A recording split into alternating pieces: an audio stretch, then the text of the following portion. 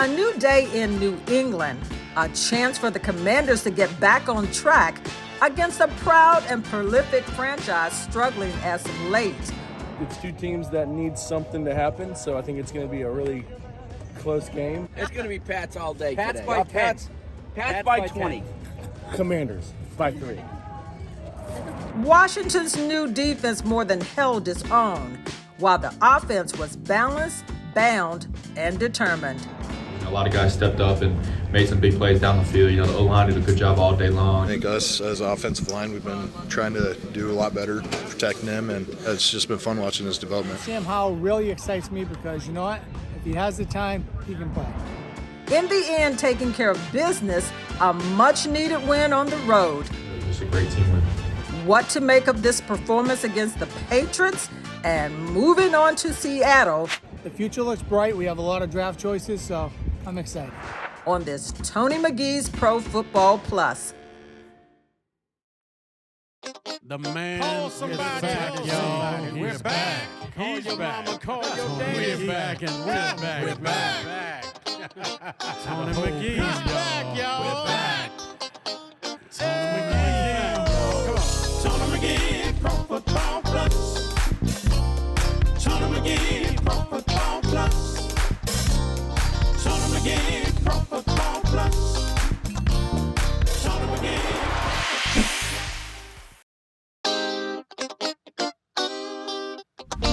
What's up? Welcome to Tony McGee's Pro Football Plus. Once again, we come to you with a smile on our face.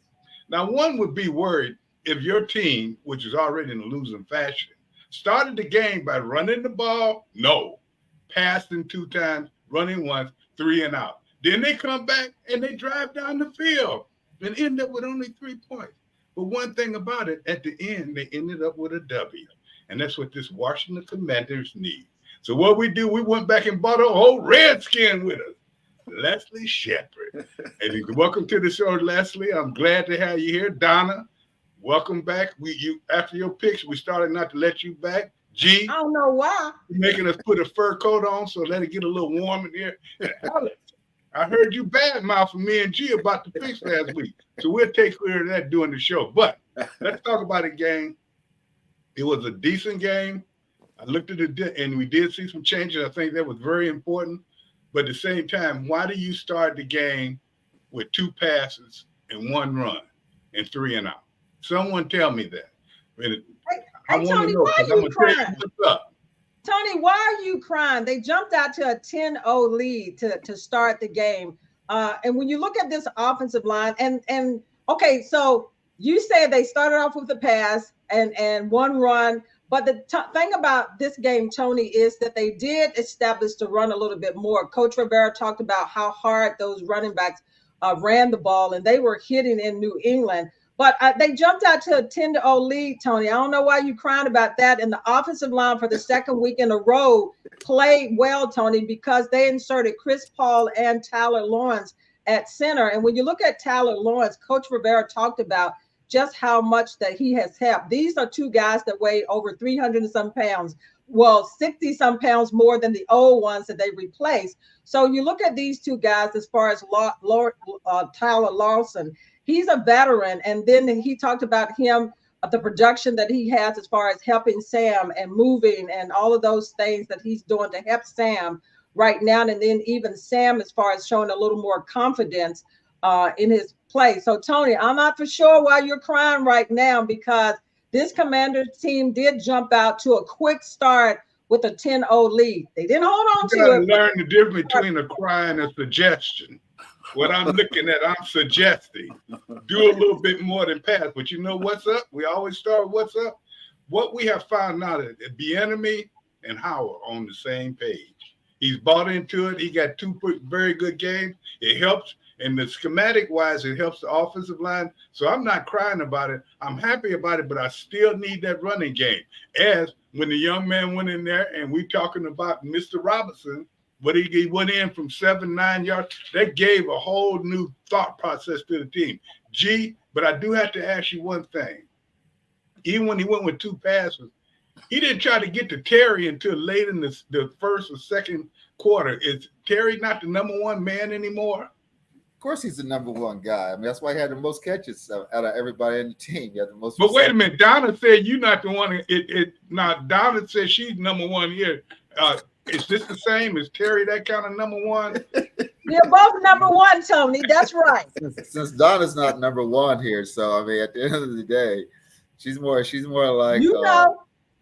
more like Calvin Muhammad. I'm more like an Art Monk. Real fast. A good receiver, but not Art Monk. You know what I'm saying? Exactly. Calvin Muhammad, huh? Hey, y'all got jokes today, I see. What? Oh man, y'all leave. But no, I mean, the passing game is what drives the team, though, Tony. I mean, it truly is a passing game, and I think it's going to be a lot. When I played, from '89 on, it was a passing game that set up the running game, so our rushers could still get 1,000 yards. But the fear was in the receivers, and then we had great running backs that allowed them to get 1,000-yard plus rushing, which they did each year. So yeah, but maybe they're not going to Terry. Maybe they're not going to Terry early because they know he's the number one receiver on the team. But I always think you should establish him. When they got in a little bit of trouble, they went to him 2 or 3 times in a row, and he made the catches. Leslie, do you think that's the same thing? Dotson had a great game. Don't get me wrong. I'm not taking it away from him. But I always think, and that's the one thing they had to do with the posse because they were so good. Everybody was the number one option. These guys are good, but they're not the posse. And I tell you what, they kind of are. I mean, they're very good receivers. They really are. And I think what's happening is it's kind of like when myself and Ricky, we got to the team, it was an offense built around Art, and everybody else was kind of like supporting cast. But eventually, it kind of get built around all of it. So it didn't matter if you picked your poison, you still was going to get hurt at the end of the day. So I think that's what they have now. Don't get me wrong. Terry's the guy. He's definitely the number one guy. But for some reason, if you concentrate on Terry, then the other 2 receivers, quite honestly, the other 3 receivers are going to make you pay for it as well. So I think they're kind of like, don't get me wrong, Terry's the leader 100%, just like Art was the leader of the posse, right? But I think the other receivers, they're a great supporting cast. And for some reason, if you go to like concentrate on Terry, they're going to make you pay for it. And also, this is more like Kansas City every weekend, Shep. I'm just telling you, was this like this when you were a receiver there that you guys had to fight for catches? All of you were that good, but you see this now they're spreading that ball out, and even running wise, I hate to say this, Mr. Robinson is the man, but Gibson, he brings that Kansas City effect to this team. Do you think so? Well, I think he does, but I think Bieniemy is just a pass first coach. He comes from Andy Reid. Thank you. You know what I mean? And I think with Sam, he's not going to force feed the ball to T-Mac. I think that was Taylor Heineke's problem last year. Mm-hmm. So he's going through his progressions. He's throwing the ball to the open man. He's not, and you can't really be the posse unless you have the Hogs. So they don't have the Hogs. Mm-hmm. So he has to get rid of the ball. He has to read and release. And I think he's doing a good job of doing that. The name of the game is to move the chains, right? And I think they had like 19, 20 minutes time of possession in the first half. So they controlling the ball. It's just the short and intermediate pass as opposed to a draw or outside zone play. So long as you're moving the sticks, moving the chains, you got Sam Howell in the rhythm.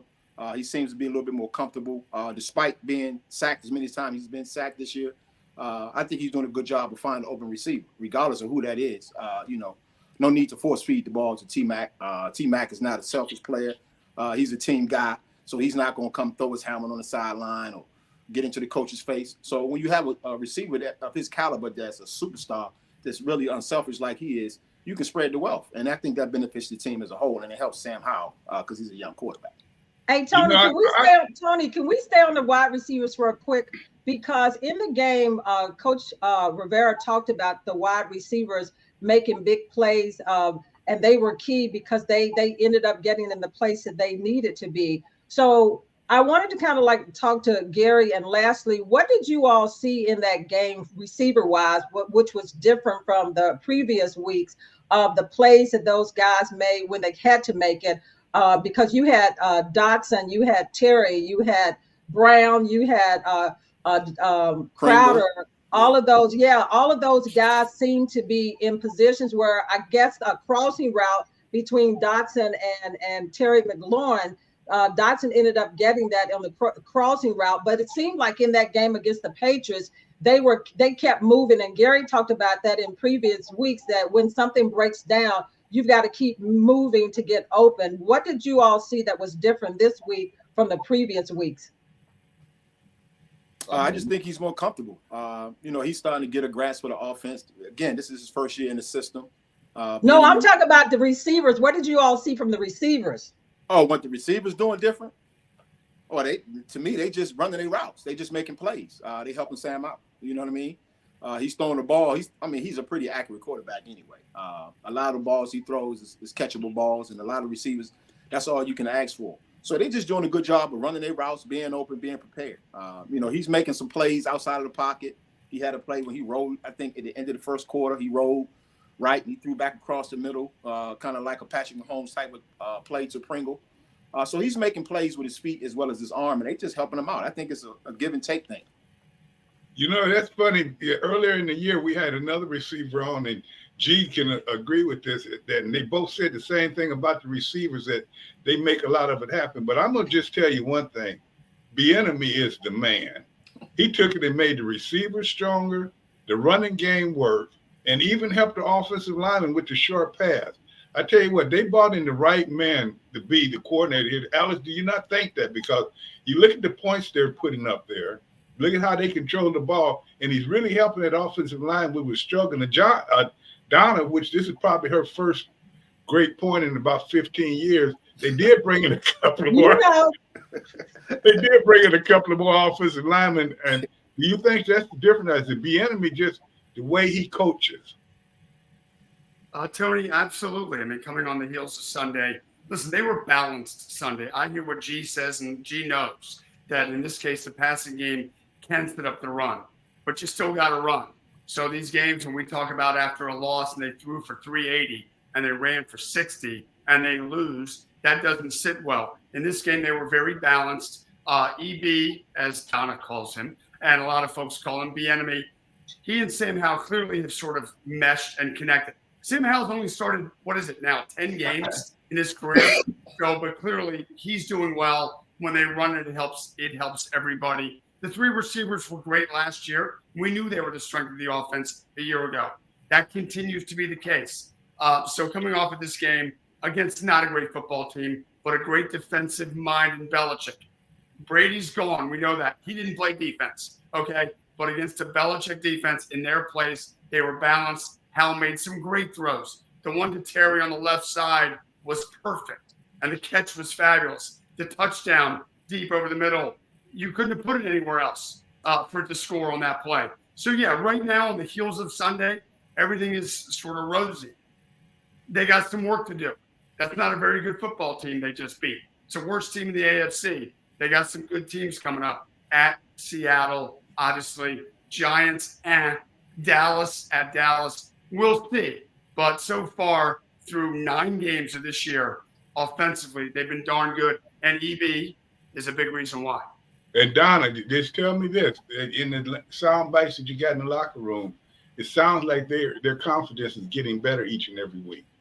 Yeah, Tony, you're exactly right. 124 rushing yards for this Commanders team. Sam with 325, and this Commanders for the first time had over 400 and some yards. We go to the locker room to hear from the winning locker room, Tony. You like that, don't you?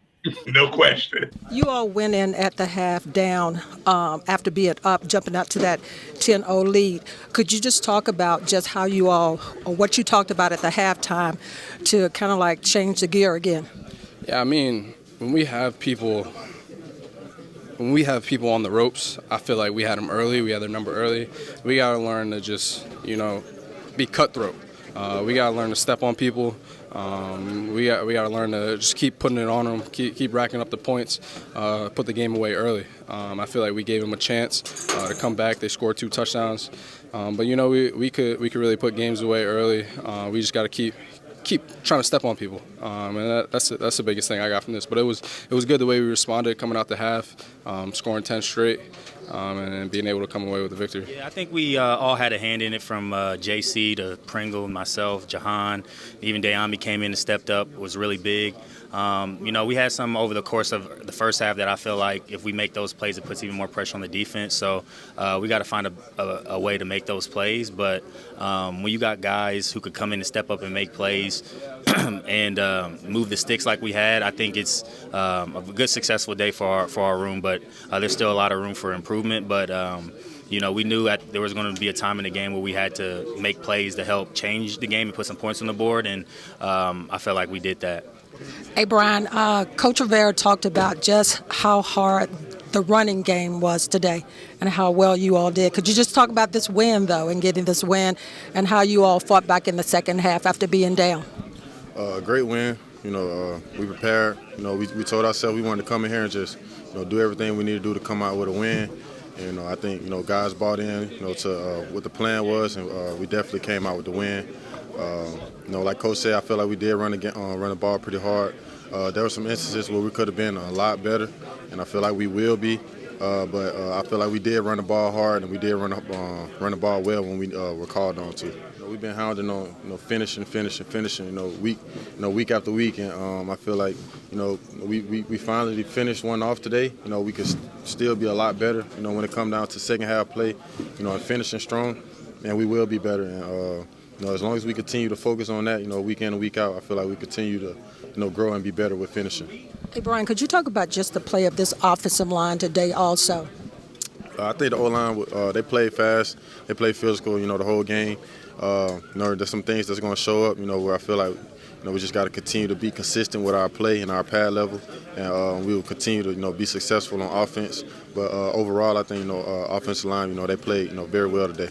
Offensive line, Tony, that only gave up 3 sacks, and that they starting to, lessen that each week after, giving up some 5, 6 or so over the games, but they're kind of like cutting that down with that new offensive line that has been inserted, Tony. Well, you know what? They only gave up 2 or 3 sacks, but when did we start putting only with 3? They did better, but they only is better than 6. When we come back, we talk about a defense that let 2 of their best pass rushers go, but they showed us why. So when we come back, we'll look at the good, the bad, and the ugly of the trade.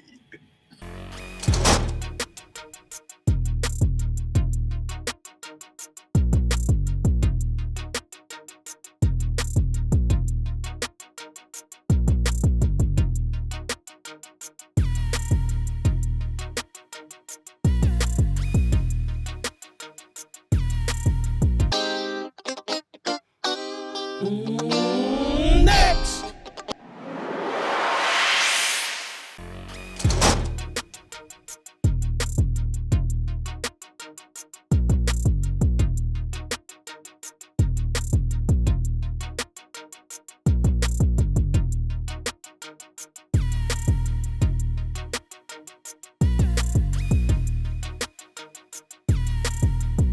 Now you come back to my part of the game. Yes, I was a little bit worried like everybody else. You get rid of your 2 great pass rushers, guys that were #1 draft choice. You only get 2nd and 3rd back for them. So you worry, can these young guys come in and perform? Will the older guys do a little bit better? Is this schematically good for the defense? Well, we got our answers, and as Alex said earlier in the show, New England, who I played for at one time, they're not a very good team. But at the same team, every team is a pro team. So, Donna, when you take a look at this, one thing I did see, and I'm going to give you some idea and thought process here.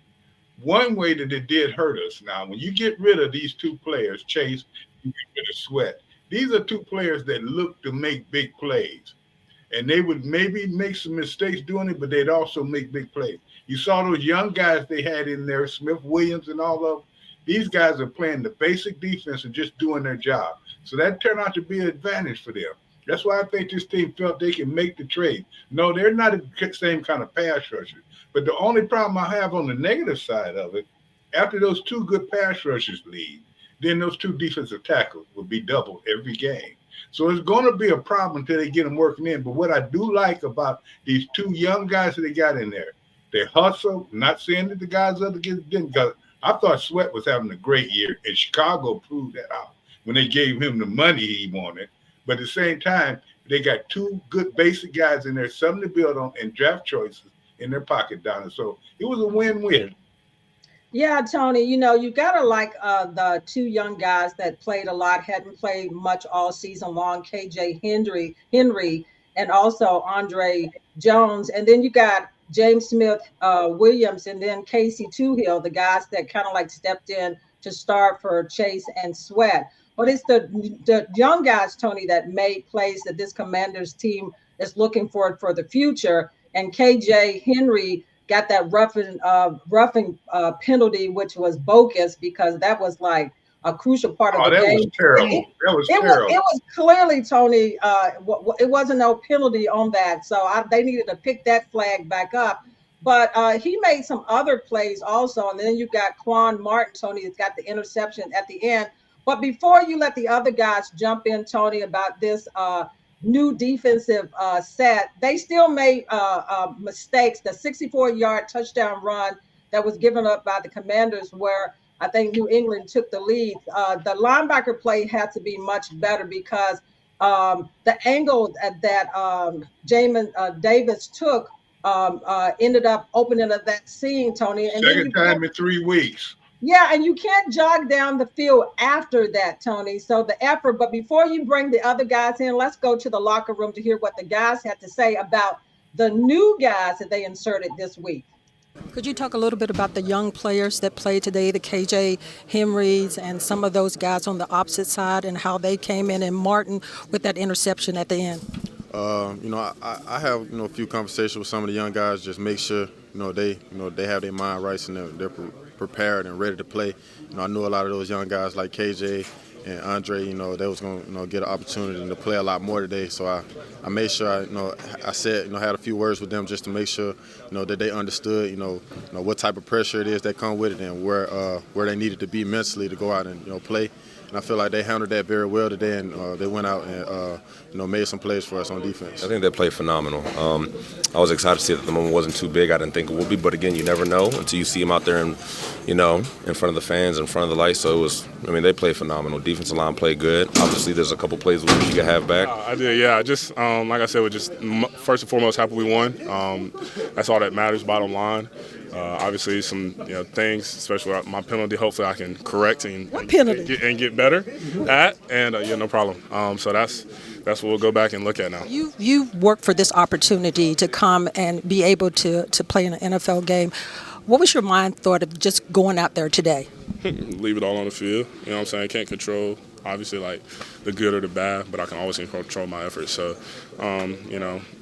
just whatever amount of plays I got, just wanted to make sure that they popped out on film and that it showed that I was doing my best. It felt great, man, just to be out there and just play alongside the guys and just being out there and make a play and just ending the game. It just felt great. Yeah, like I said, man, Kendall Fuller had great coverage and he just forced him to make a tough catch and, just breaking to the ball. Coach always talks about running to the ball, so just happened to be in the right position.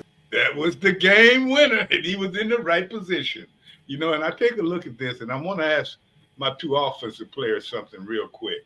Number one, Shep, I want to ask you, and we're still having problems with the linebackers. Seems like those tight ends are getting in that middle zone. What can this defense do other than get more pressure to stop that? Because they are killing us in that middle zone. Well, that's a good question. Just reps and repetition. They had the D lineman, they had Sweat, and they had Chase putting pressure on the quarterback, so that helps the linebackers out. They're not getting as much pressure. They didn't give up a lot of big plays, but when you're missing out with those two guys up front, they make the linebackers' job a lot harder. Yeah. So they got to read their keys. They got to study more film. They got to understand, the all-purpose backs opposed to the backs that just in there for pass protection. So you got to do more film studying because you kind of was spoiled with the two bookends we had coming upfield. They wasn't always getting sacks, but they was putting pressure on the quarterback, so that was helping the backers out. Well, G, you're a New England receiver, and everybody's been talking about how the defensive backs have been getting beat. It seems as though against New England, they played a lot better. They were closer on different things. Yeah, they missed some plays, but at the same time, did you see an improvement in Washington defensive backs on Sunday? Yeah, some improvement. Yeah, and that's what you got to do. Week by week, get better.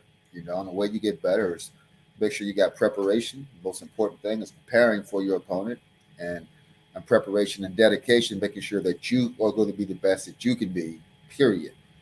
And quite honestly, the way that happens is you can tell if a team is going to be great after practice is over, and you see how many guys are remaining on the field working on their skills, working on what they need to do better, and improving on what they already do good so they can do it great. You tell a lot about a team after practice, because our championship years, there's a lot of guys staying after practice working on their skills. And to me, that's winning football. If everybody's in the locker room right after practice, the whistle blows and everybody goes in, you're probably going to be an okay team at best. They always got to work. They always got to work. And you know what, Don, I'm so glad you said that. And Alex, I want you to expound on it. We don't have a lot of time.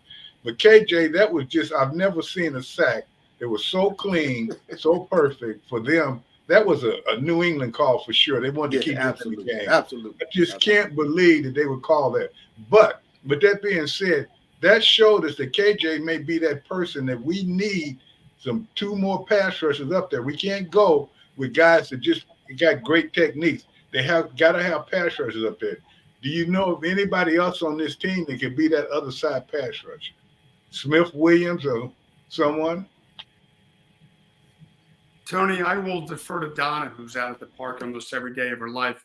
I will just, though, comment.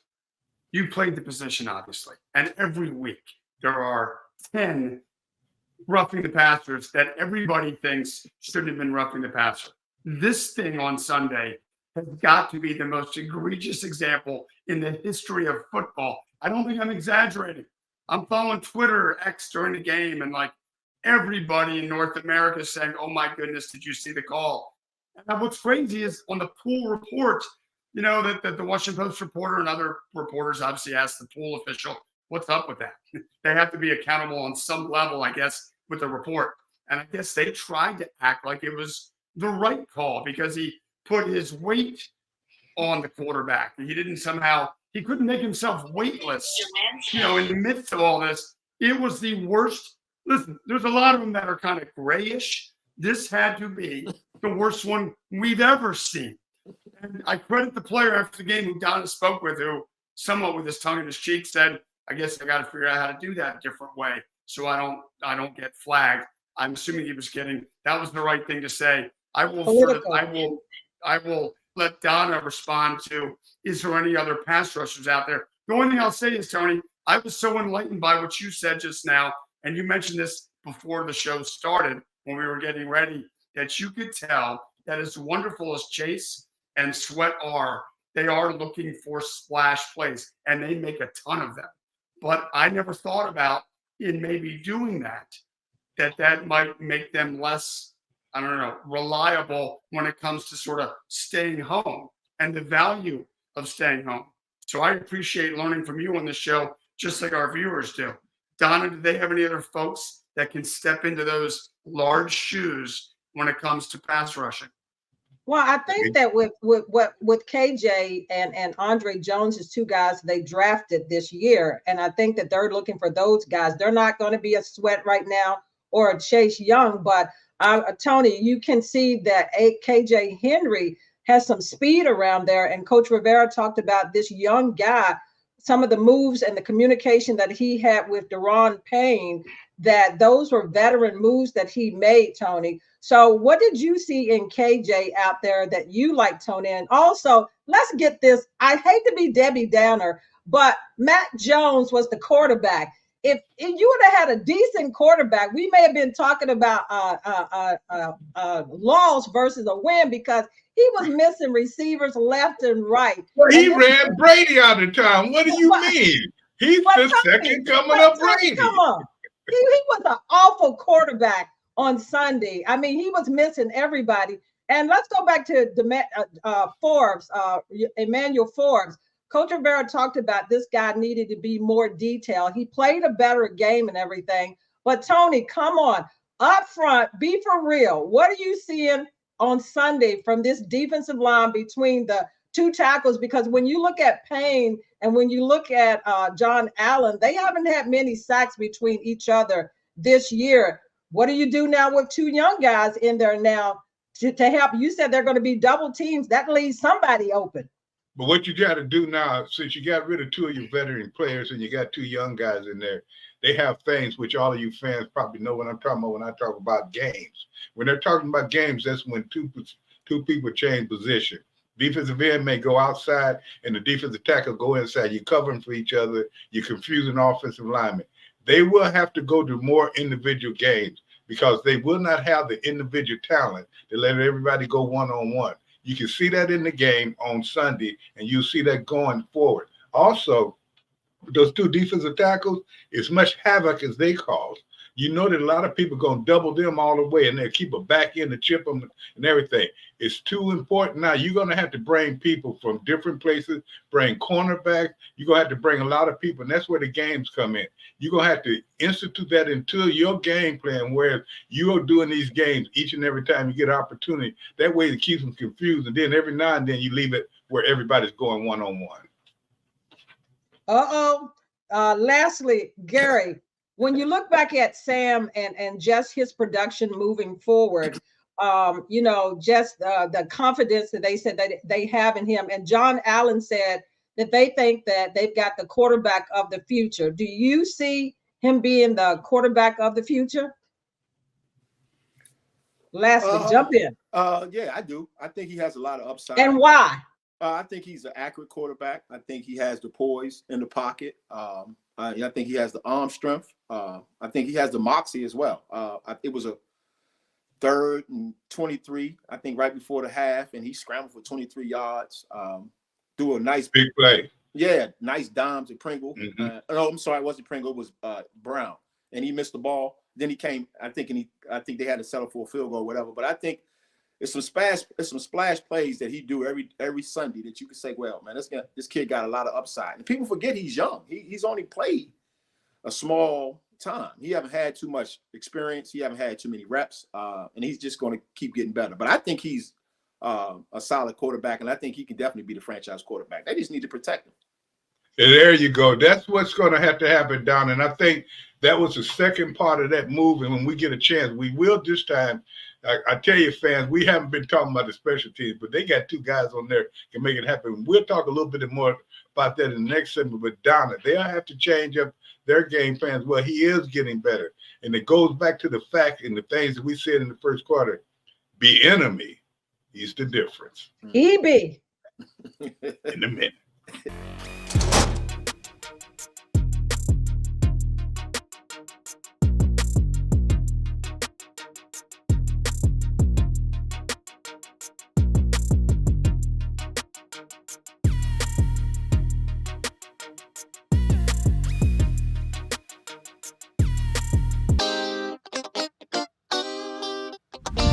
What's up?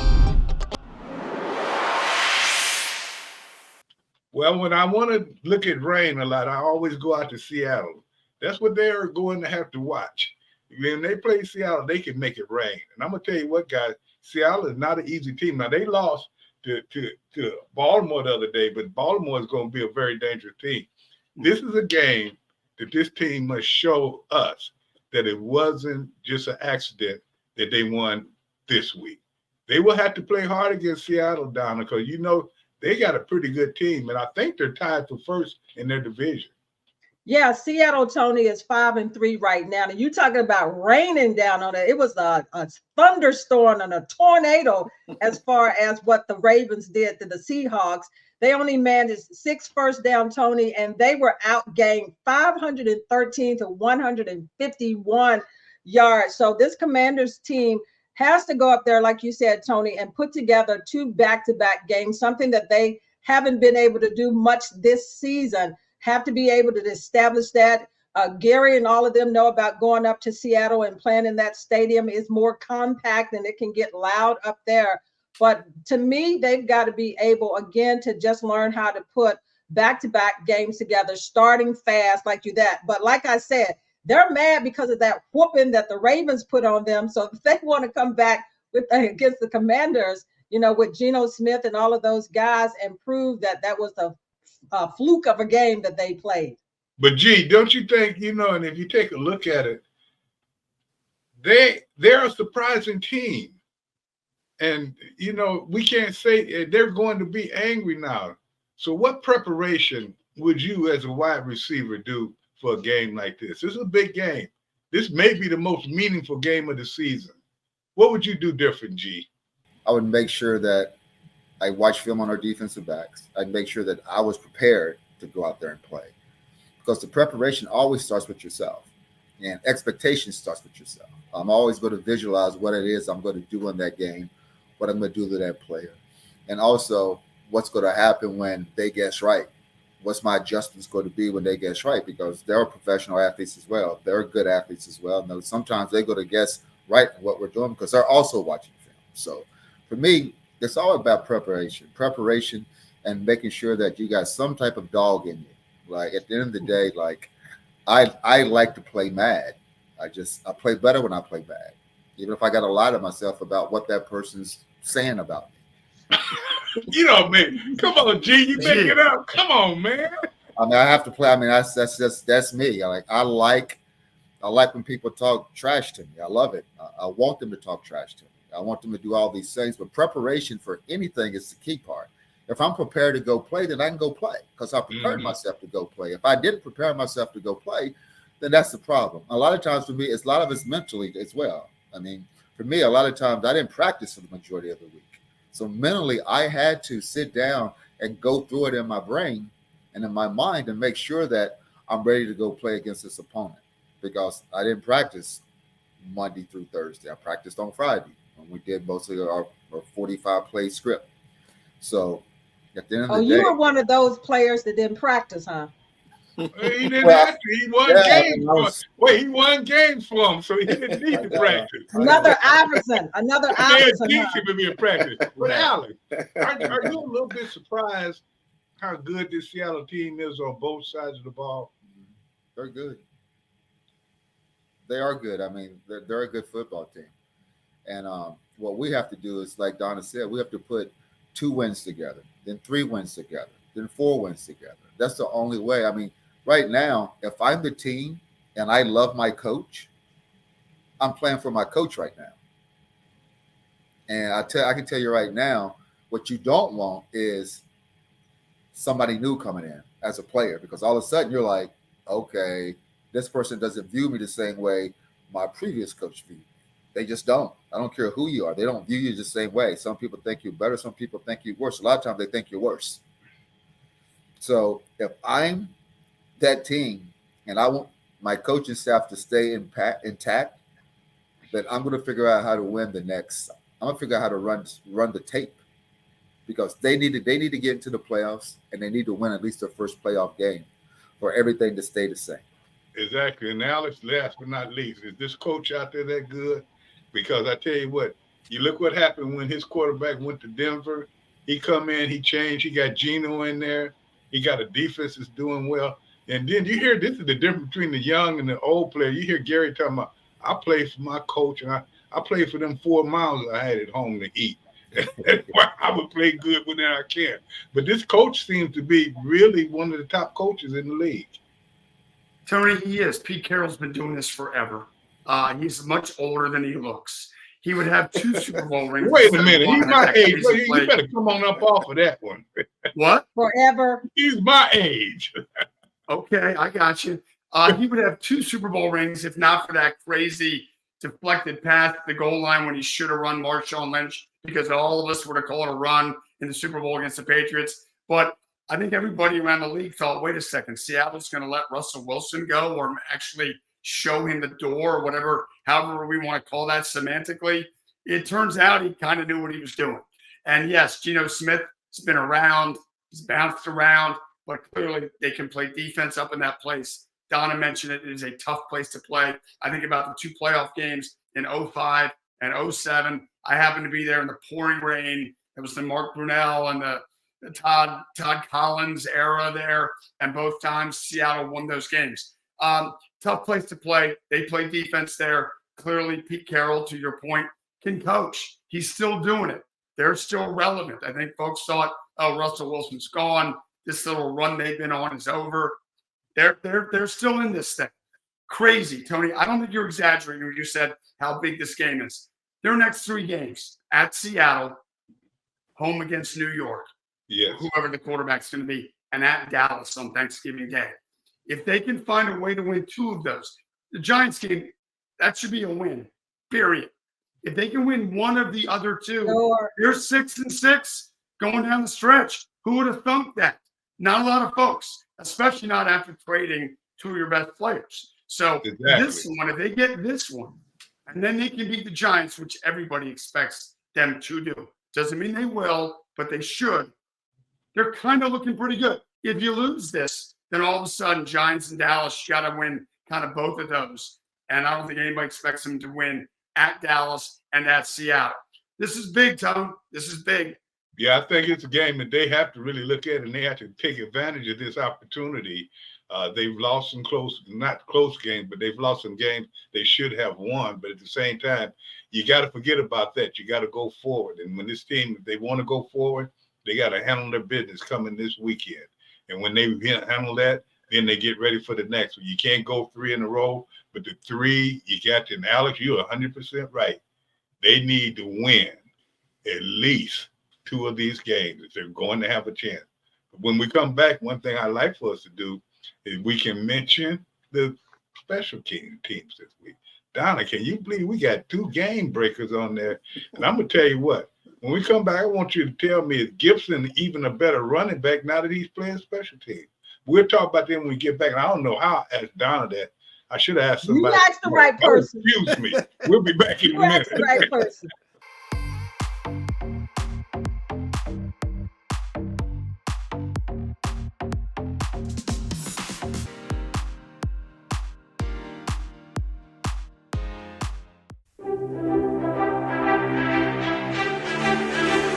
Hey guys, I'm back again. Pro Fitness for Everyone. Today is going to be a great day for us and for everybody.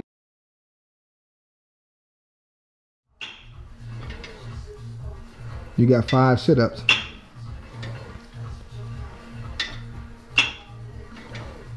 Make sure you pause now. Put your body in hold. Hold, yes, control it.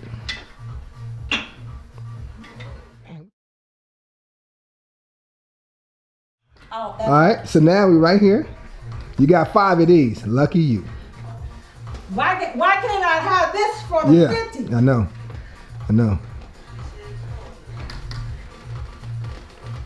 Uno. Dos.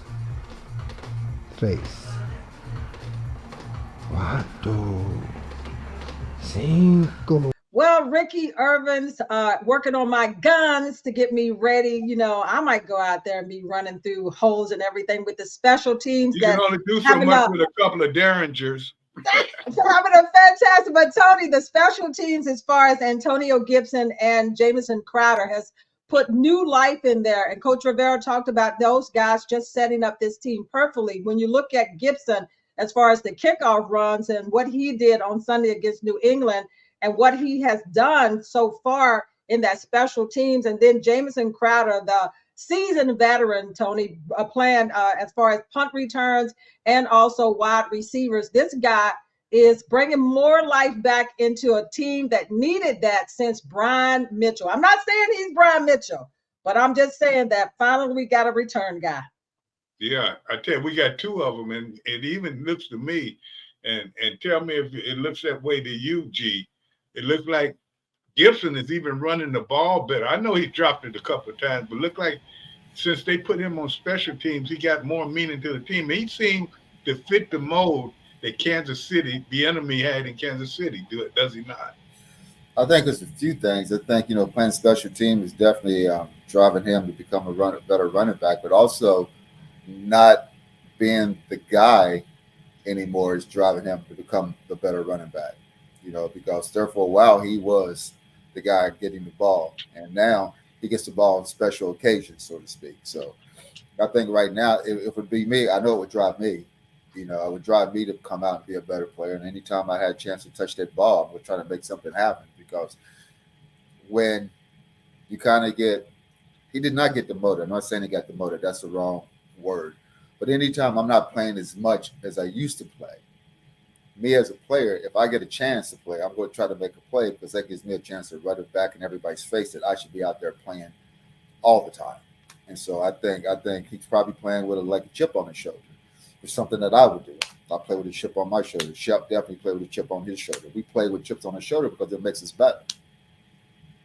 Hey, Tony, let's go around the league. Yeah. We got to put that to bed. And I'm coming right to you, lastly, Shepard. The Ravens 7-2. They entered the game with a league high 31 sacks, and they added 4 more. So is this Ravens team one that has turned the corner? Is this a team that we need to look at because they're leading that division right now? What do you think about the Ravens?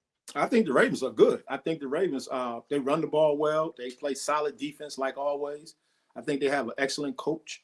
I think they have a superstar and quarterback in Lamar, and he's in a new system. I think it's geared to fit his skill set. Don't make him run the ball as much. He's in the pocket. He seems comfortable. I just think the Ravens is just a hard out, and I think that's why ask Seattle about the Ravens. And I think they exposed Seattle with their defense because the Ravens play solid defense, and they can control the ball, the line of scrimmage, and control the time on the clock. They may be the best team in the league. And Tony, they had a running back, a guy 5'8" out of Eastern Carolina, undrafted, had 138 yards. But Tony, I'm coming to you. The Cincinnati Bengals, everybody thought that they were dead in the water when they started the season 1-3, but they beat the Buffalo Bills 24-18. Is this Bengals team at 5-4? Are they back? Are they dangerous? Because they're tied right now with the Pittsburgh Steelers and the Browns. And what do you think about the Bengals right now? Because they seem to be clicking into gear right now. They're in good position where they can win their division. The quarterback's been hurt a little bit. He's back, and he's shown why he was a high #1 draft choice. I look at them as a whole team. They had a wide receiver hurt. Their defense is still a little bit. I like it. Nobody knows about their big defensive tackle, which is one of the best defensive tackles in the game. So when I look at this team, they are prime. They will probably win the division. They're going to be very dangerous. When you look at the Bills, they're just like, 1 week they're one way, 1 week they're the next week, another way. So the only thing can help them is if they get to play in the snow at home a lot. So when I look at Cincinnati, they are dangerous. Well, Tony, all I know too is that Cincinnati has ran off 4 straight wins, and they are back into the conversation. So Gary, Kansas City goes out of the country. Everybody was crying about the fact that they didn't get there until late, and they beat a Dolphins team. How do you see the Dolphins and Kansas City? Is this Dolphins team, they went up there and choked. I mean, they stunk up the place. Talk to me about Kansas City right now. Well, Kansas City's always going to be, in my opinion, they're always going to be in the hunt to win a Super Bowl, make the playoffs, be in a championship game, just because even when they play bad, they still tend to find a way to come back and play good the following week. They're just a special team with a special guy behind center. I mean, he does things that, like certain quarterbacks don't do anymore. He's like Fran Tarkenton of this generation, but he's got a better arm and he throws the ball better. And I love Tarkenton. I mean, he was a great quarterback to get around, make things happen. And that's what this quarterback does for Kansas City. But I tell you what, I mean, when their players play, I'm talking about their offensive weapons, it's unbelievable. When their weapons don't play and they drop a lot of passes, that's the only time they tend to lose a football game. And I tell you, that's a great analogy he had too, because Tarkenton was and now that you say that, Gary, a lot of people don't know who Fran Tarkenton was, but he was that first running quarterback that ran to make plays. And I tell you what, I played against him many times. I don't think I ever sacked. Hey, Tony, the New York Giants, Daniel Jones just got back and he's gone for the season with an injury. But let's jump to the Cowboys and the Eagles game, and everybody can jump into this.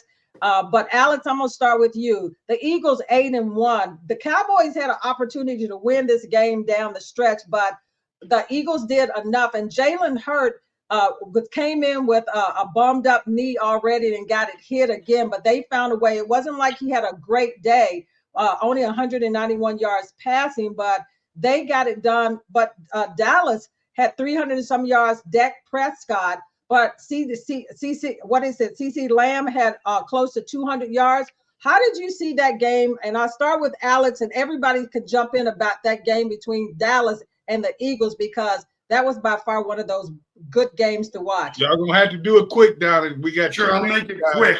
Dak, who played so well the entire game, somehow at the end of games, weird stuff happens. I mean, I'm thinking about the time. I remember the clock ran out on him a couple years ago. Like, he plays great and gets them that close on the road at Philly. We know how great they are. And then they had a false start. He took a bad sack. There was a delay of game. They could have won that game. They probably should have won that game. But somehow, with them and him, and I think he's great, at the crucible of these games, he and they, it's not just him, kind of blank the bed at the worst time. And the worst time is the end of the game. So you that's my thoughts. They could have won the game. They didn't. Well, and now we have to look at it the season is almost over, and every game is going to be a big game. And we're looking at these teams, and right now I think the Eagles have shown that they are the best team out there right now. When we come back, when we talk about the best team, we're talking about the picks. Alex didn't want us to talk about it. Donna tried to run over, but me and G, we didn't make no mistakes. We'll be back. I should have ran over you. In the Minute with Tony and Donna. You can catch them weekly on their podcast, and you can also subscribe to their YouTube channel, In the Minute. Tony McGee's Pro Football Plus Speakers Bureau offers you various opportunities to connect with former and current players, along with Tony and the crew. For more information, go to redmagplus.com, Speakers Bureau.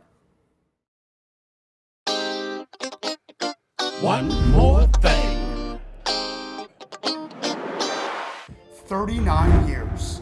Not many shows can claim a streak like that, but Tony McGee's Pro Football Plus sure can. Tony McGee, a burgundy and gold legend on the field and for decades now on the air, is once again excited to bring his one-of-a-kind program to his legion of fans across the Mid-Atlantic. How to last so long? By always delivering unique, insightful, entertaining, and oh yeah, fun, lots of fun, week in and week out. Tony's cast includes the legendary Gary Clark, the impeccable Donna Hopkins on the burgundy and gold beat for decades now, as well as icons from Washington football, past and present, not to mention the Pro Football Hall of Famers who flock to Tony's show year in and year out. There is not a show dedicated to football fans like this one, and the proof is in the almost 4 decades that Tony McGee's Pro Football Plus has been the go-to stop for fans who want content that only Tony and crew can deliver. This season promises to be yet another exciting one for the team, the league, the show, and its fans, and we want you to be a part of it. There are sponsorship opportunities to fit your business's goals, 30 and 60-second targeted commercial spots, weekly segments dedicated to promoting your brand, on-air guest opportunities for you to share your company's mission, and so on. We'd love to discuss tailoring a sponsorship program that is just right for you, both in scope and in cost.